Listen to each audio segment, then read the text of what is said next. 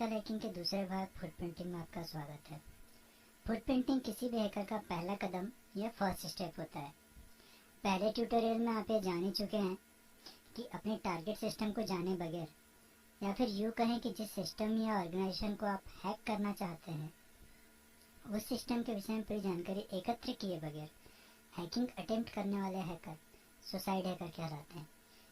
जानकारियों से मेरा तात्पर्य टारगेट सिस्टम लाइव है या नहीं, उसका आईपी एड्रेस क्या है, जियोग्राफिकल लोकेशन क्या है, कितने सिक्योरिटी सिस्टम है जैसे आईडीज या फायरवॉल, और कितने डोमेन नेम है, ऑपरेटिंग सिस्टम क्या है, या फिर ऑर्गेनाइजेशन कितनी बड़ी है, phone number, email ID, employee के विषय में सारी जानकारी।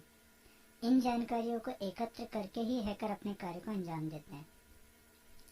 ये ठीक वैसा ही है जैसे चोर बैंक में चोरी करने के पहले करता है, जैसे जान लेना कि कैमरास कहाँ कहाँ लगे हैं, कितने गार्ड्स हैं, एम्प्लॉयज कितने हैं, कैश किस काउंटर पर मिलेगा। दोस्तों, कम से कम एक समझदार चोर तो इन तरीकों को अपनाता ही है। एक पेनिट्रेशन टेस्टर या एक साइबर सिक्योरिटी एक्सपर्ट को एक हैकर की तरह ही सोचना होता है, इसलिए उन्हें भी इस विषय में संपूर्ण जानकारी होनी चाहिए। तो आइए देखते हैं फुटप्रिंटिंग की क्या परिभाषा होती है। The fine art of gathering target information is called footprinting.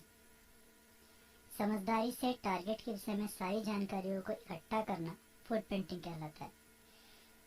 Footprinting को हम दो हिस्सों में डिवाइड करते हैं, एक्टिव और पैसिव। आइए पहले पैसिव फुटप्रिंटिंग को समझते हैं। Passive footprinting is a method in which the attacker never makes any contact with the target system. Passive footprinting में अटैकर अपने टारगेट से डायरेक्टली या सीधे सीधे कोई भी कांटेक्ट नहीं करता है।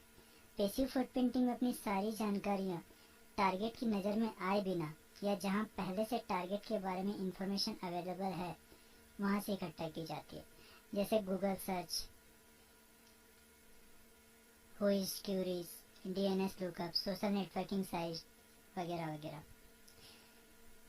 गूगल सर्चिंग या गूगल हैकिंग टर्म का उपयोग उस कार्य के लिए किया जाता है जब कोई हैकर एक्सप्लॉइटेबल टारगेट और सेंसिटिव डेटा, जिन्हें हम गुप्त जानकारियां कहते हैं, को खोजने की कोशिश करता है सर्च इंजन या ब्राउजर के द्वारा। यद्यपि गूगल क्यूरीज को ब्लॉक करके रखता है या फिर बहुत कोशिश करता है, पर सच तो यह दोस्तों कि हैकर को गूगल डेटाबेस हैक करने से और हैक की गई वेबसाइट को या उनकी कमियों को या उनके लूप होल्स को, उनकी वल्नरेबिलिटीज को लॉन्च करने से नहीं रोक पाता है। गूगल हैकिंग का अपना एक प्रारूप, एक क्राइटेरिया है।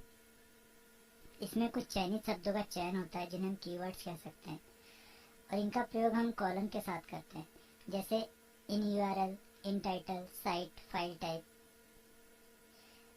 व्हाइस क्यूरी में किन किन वेबसाइट्स का उपयोग करते हैं, इनका प्रैक्टिकल डेमोन्स्ट्रेशन मैं आपको नेक्स्ट वीडियो में दिखाऊंगा सारे टूल्स का। अभी हम देखते हैं कि इनमें कितनी उपयोगी जानकारी हमें प्राप्त होती है।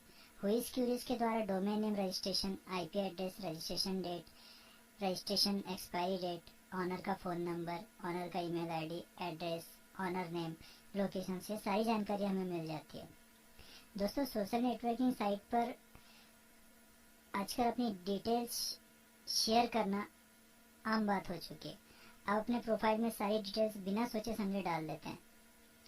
फेवरेट मूवीज कौन सी है, फ़ोन नंबर क्या है, ईमेल आईडीज क्या है, location, pet name, pin code, father's name, mother's name, सारी डिटेल्स हमारी पहले से ही डली हुई होती हैं।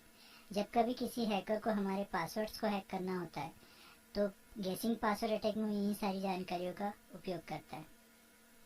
तो मेरी सलाह है दोस्तों कि जब भी किसी सोशल नेटवर्किंग साइट्स पर अपनी डिटेल्स डालें तो उन्हें किसी और के साथ शेयर ना करें, प्राइवेट में रखें, लॉक करके रखें, या फिर ऐसी डिटेल्स डालें ही ना। एक्टिव फुटप्रिंटिंग में वेबसाइट मिररिंग, वेबसाइट्स को मिरर करना, ईमेल ट्रेसिंग और सर्वर वेरिफिकेशन आते हैं। Website mirroring, download all available content for offline analysis. हम सारे कंटेंट्स को ऑफलाइन एनालिसिस कर सकते हैं। मिररिंग वेबसाइट में वेबसाइट को एज इट इज कॉपी किया जाता है वेबसाइट मिररिंग टूल्स के द्वारा, जैसे teleport pro, iMiser, HTTP website copier. और वेबसाइट को मिरर करने के बाद फिर ऑफलाइन उनमें वल्नरेबिलिटीज, लूपहोल्स और कमियां ढूंढी जाती है। ऑफलाइन ये सब चीज़ें करने से रिस्क एकदम ना हो जाता है, ना के बराबर हो जाता है, रिस्क नहीं रहते। ईमेल ट्रेसिंग सॉफ्टवेयर में हम एग्जामिन ईमेल प्रोसेसिंग पाथ, आपको ईमेल कहाँ से भेजा गया है, किसने भेजा है, किस आईपी से आई, ये सारी चीज़ें पता चल जाती है। इनके लिए हम कुछ टूल्स का उपयोग करते हैं, जैसे email tracker pro, MSG tag, polite mail और ज़ेंडियो। कोई फेक मेल भेजता है, उस फेक मेल का एक्चुअल आईपी एड्रेस पता करना, उसकी सारी डिटेल्स निकालना, एक्चुअल लोकेशन पता करना कि वो कहाँ से भेजा गया है, ये सारी चीज़ें हमें पता चल जाती है। सर्वर वेरिफिकेशन में हम पता करते हैं सर्वर रीचेबल है या नहीं। अपने सिस्टम से सर्वर रीचेबल है या नहीं, इसका मतलब ये हुआ कि सर्वर उस समय ऑन है या नहीं, मतलब जिस टारगेट को आप हैक करना चाहते हैं या हैकर जिस टारगेट को हैक करना चाहता है, पहले वो देखता है कि वो सिस्टम लाइव है या नहीं, तो उसके लिए पिंग कमांड का यूज़ किया जाता है। Enumerate network path from attacker to target, अपने सिस्टम से लेकर टारगेट सिस्टम तक कितने राउटर से होकर हम गुजर रहे हैं, वो पाथ पता करने के लिए सर्वर वेरिफिकेशन टेक्निक आ जाती है। इसमें trace RT, visual trace port, Sam Spade, TCRT, trace route, इन सारे टूल्स का यूज़ किया जाता है। कनेक्टिविटी देखना हो अगर हमें कि हमारी कनेक्टिविटी एकदम उस टारगेट से सही आ रही है या नहीं आ रही, तो इसमें हम पिंग कमांड का ही यूज़ करते हैं। इससे हमें ये पता चल जाता है कि टारगेट से हमारी कनेक्टिविटी कैसी है, कहीं कोई सर्वर प्रॉब्लम तो नहीं है, कोई नेट प्रॉब्लम तो नहीं है। ये सारी चीज़ें, ये सारी डिटेल्स पता करने के लिए हम सर्वर वेरिफिकेशन टेक्निक्स का इस्तेमाल करते हैं। इसमें जो टूल्स होते हैं ये आपके सामने दिए हुए, ping, trace RT, visual trace route, Sam Spade, trace RT, trace route, इन सारी डिटेल्स को प्रैक्टिकली मैं आपके सामने नेक्स्ट